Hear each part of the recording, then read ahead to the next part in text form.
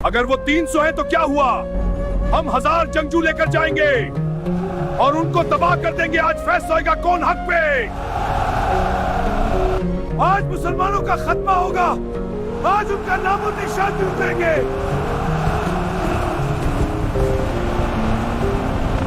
یہ بات ہے جنگ بدر کی. یہ بات ہے 17 رمضان 2 ہجری کی. یہ وہ دن تھا جو تاریخ کا رخ بدلنے والا تھا.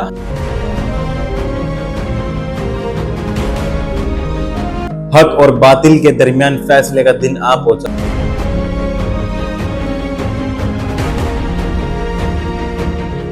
جنگ کا آغاز ہوا. مسلمانوں کی طرف سے تھے شیر خدا.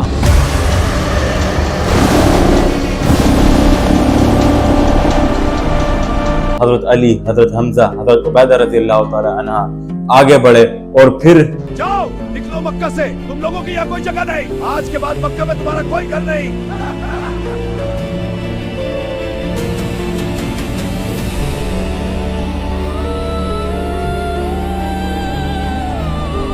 جاؤ نکلو مکہ سے. تم لوگوں کے لیے یہاں کوئی جگہ نہیں. آج کے بعد مکہ میں تمہارا کوئی گھر نہیں. اچھا ہوا محمد یہاں سے چلا گیا. ہم نے تو اس کے ساتھیوں کا سامان بھی نہیں لے جانے دیا.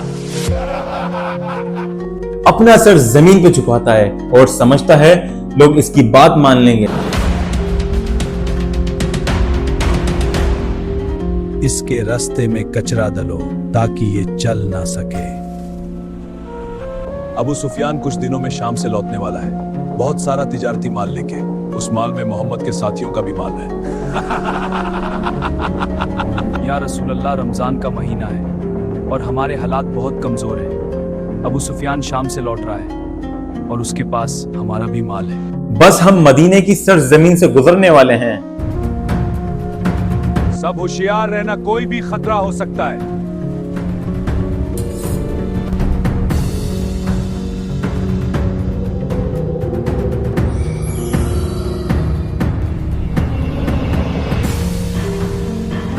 یا رسول اللہ، آپ کا کیا حکم ہے؟ ابو سفیان مدینہ آنے والا ہے.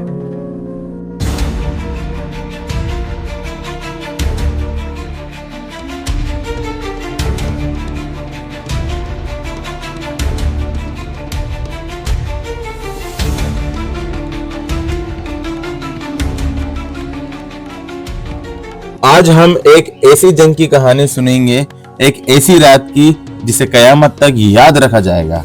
وہ رات جب آسمان سے مدد اترنے والی تھی.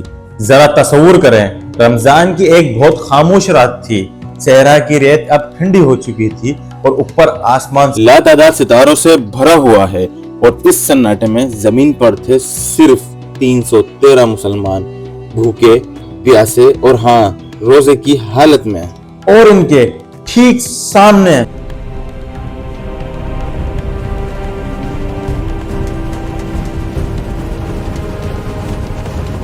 ایک 1000 سے بھی زیادہ تلواروں سے لیس قریش کا ایک مغرور لشکر کھڑا تھا. تو یہ سب شروع کیسے ہوا؟ یہ بات ہے ہجرت کے دوسرے سال کی. مدینہ میں جب رمضان کا مبارک مہینہ چل رہا تھا. دیکھیں، مدینہ میں اسلام کی پہلی ریاست تو بن چکی تھی، لیکن مسلمانوں کے دلوں کو چین نہیں تھا. کیوں؟ کیونکہ مکہ کے قریش جو ان کے دشمن تھے، انہوں نے انہیں ان کے گھر سے نکال دیا تھا. جاؤ نکلو مکہ سے. تم لوگوں کی یہاں کوئی جگہ نہیں. آج کے بعد مکہ میں تمہارا کوئی گھر نہیں.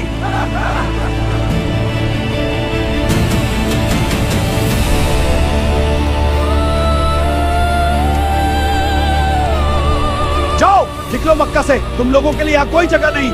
آج کے بعد مکہ میں تمہارا کوئی گھر نہیں. جاؤ نکلو مکہ سے.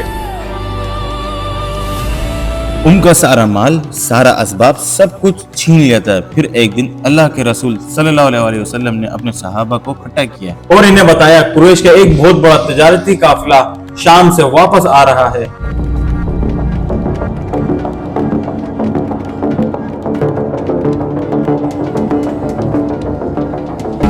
آپ نے فرمایا اگر ہم اسے روک لیں تو یہ ہمارا حق ہے، کیونکہ یہ وہی مال ہے جو ہم سے چھینا گیا تھا. یاد رہے یہ جنگ کا اعلان نہیں تھا، صرف اپنا حق واپس لینے کی ایک کوشش تھی. اور بس اسی طرح دونوں لشکر اپنے اپنے راستے پر نکل پڑے. ایک کا مقصد تھا ایمان اور انصاف اور دوسرے کا غرور اور انتقام. ذرا مسلمانوں کی سادگی کا عالم تو دیکھیں. صرف 2 گھوڑے اور 70 اونٹ.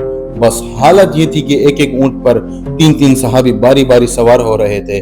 یہاں تک کہ خود اللہ کے رسول صلی اللہ علیہ وسلم بھی حضرت علی اور حضرت ابو لبابہ رضی اللہ تعالی عنہما کے ساتھ ایک ہی اونٹ پر اپنی باری کا انتظار کرتے ہوئے. صرف 313. نہ کوئی بڑی فوج اور نہ ڈھیروں ہتھیار. ان کے پاس سب سے بڑی چیز تھی اللہ پر کامل یقین. اس یقین کے سہارے یہ چھوٹا سا قافلہ نکلا تھا. اور دوسری طرف کیا ہوا؟ جب یہ خبر مکہ پہنچی تو ابو جہل غصے سے آگ بگولا ہو گیا. اگر وہ 300 ہیں تو کیا ہوا؟ ہم 1000 جنگجو لے کر جائیں گے اور ان کو تباہ کر دیں گے. آج فیصلہ ہوگا کون حق پہ. اس نے فوراً 1000 سپاہیوں کو لشکر تیار کیا. اس کا مقصد صرف اپنا قافلہ بچانا نہیں تھا، نہیں، لیکن وہ تو اسلام کو جڑ سے اکھاڑ پھینکنا چاہتا تھا. آج مسلمانوں کا خاتمہ ہوگا. آج ان کا نام و نشان مٹ دیں گے.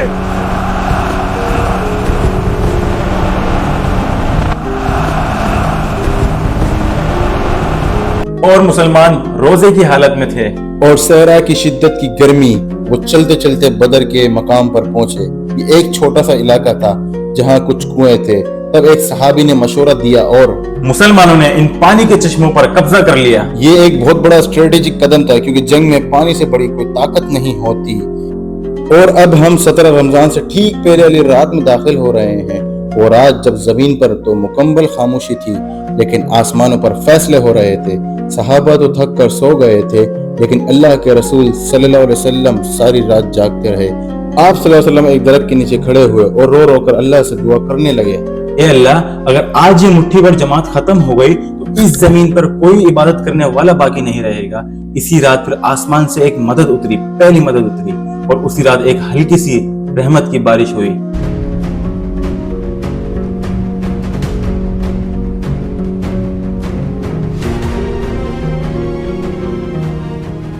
اس بارش نے کمال یہ کیا کہ مسلمانوں والی سائیڈ کی ریت کو جما دیا تاکہ ان کے قدم نہ پھسلیں اور دشمن کی طرف کی زمین پر کیچڑ بنا دیا تاکہ ان کا چلنا مشکل ہو جائے.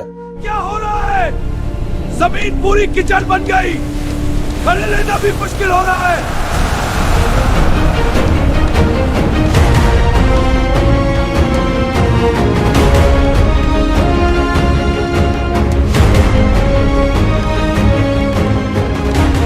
پھر 17 رمضان کی صبح ہوئی. یہ کوئی عام صبح نہیں تھی.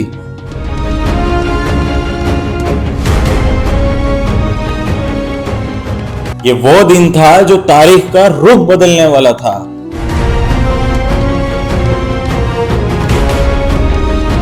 حق اور باطل کے درمیان فیصلے کا دن آ پہنچا.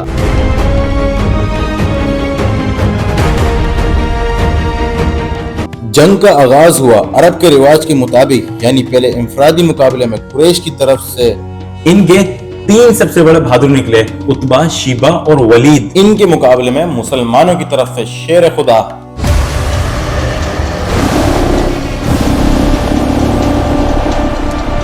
حضرت حمزہ، حضرت علی اور حضرت عبیدہ رضی اللہ تعالی عنہ آگے بڑھے اور پھر چند ہی لمحوں میں ایمان کی تلواروں نے غرور کے سروں کو قلم کر دیا.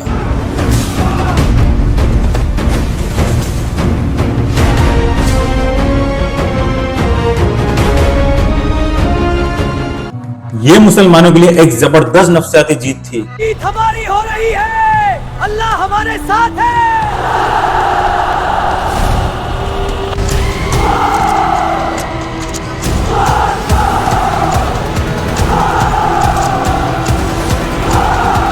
یہ دیکھ کر ابو جہل نے غصے میں آ کر اپنی پوری فوج کے ساتھ ایک ساتھ حملے کا حکم دیا. ایک دم سے دھول کا طوفان اٹھا اور اس لمحے اللہ کے رسول صلی اللہ علیہ وسلم نے مٹھی میں تھوڑی سی مٹی اٹھائی اور اسے دشمن کی جانب پھینکتے ہوئے فرمایا ان کے چہرے بگڑ جائیں. اور وہ وعدہ اللہ کا پورا ہوا جس کا ذکر قرآن میں اللہ نے فرمایا إِذْ يُوحِي رَبُّكَ إِلَى الْمَلَائِكَةِ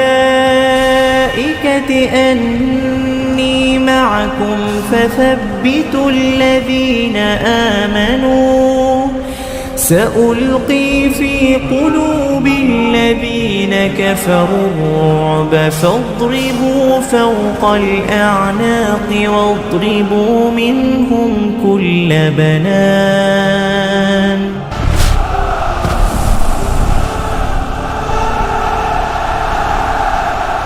یوں ہی ربک الی الملائکۃ، اور جب یاد کرو، گمان کرو، تصور کرو جب کہ آپ کا رب وہی کر رہا تھا فرشتوں کو، انی معکم، وہ جو 1000 فرشتہ اللہ نے بھیجا، انی معکم، میں تمہارے ساتھ ہوں، فثبتوا الذین آمنوا، تو جاؤ اور اہل ایمان کے قدموں کو جما لو، اہل ایمان کے دلوں کو جما لو۔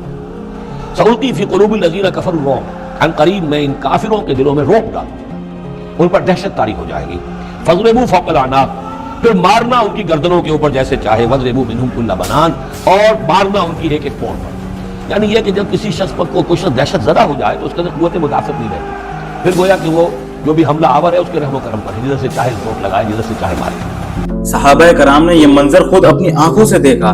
سفید لباس پر گھوڑوں پر سوار جنگجو آسمان سے اتر رہے تھے اور دشمن کی صف میں کھلبلی مچا رہے تھے۔ اس بگدڑ اور افراتفری میں اسلام کا سب سے بڑا دشمن ابو جہل، 2 نوجوان صحابہ معاذ اور معوذ رضی اللہ تعالی عنہ کے ہاتھوں مارا گیا۔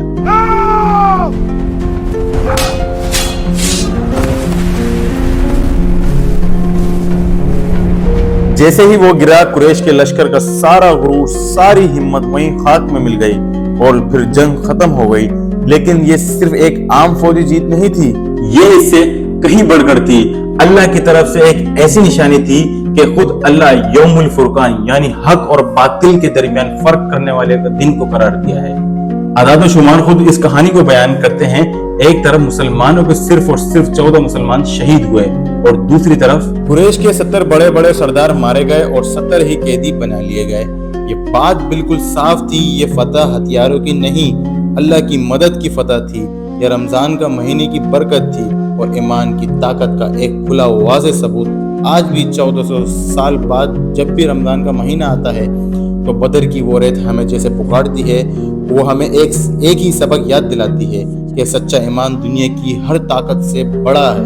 تو یہ صرف ایک جنگ کی کہانی نہیں تھی، دراصل یہ یقین کی فتح کی کہانی ہے۔ اور یہ ایک سوال ہمارے لیے چھوڑ جاتی ہیں کہ یہ آج بھی یقین تلوار سے زیادہ طاقتور ہے۔ امید ہے آپ کو جنگ بدر کی سٹوری سمجھ آ گئی ہوگی، اور ویڈیو کو لائک کریں، چینل کو سبسکرائب کریں اور کمنٹ کریں۔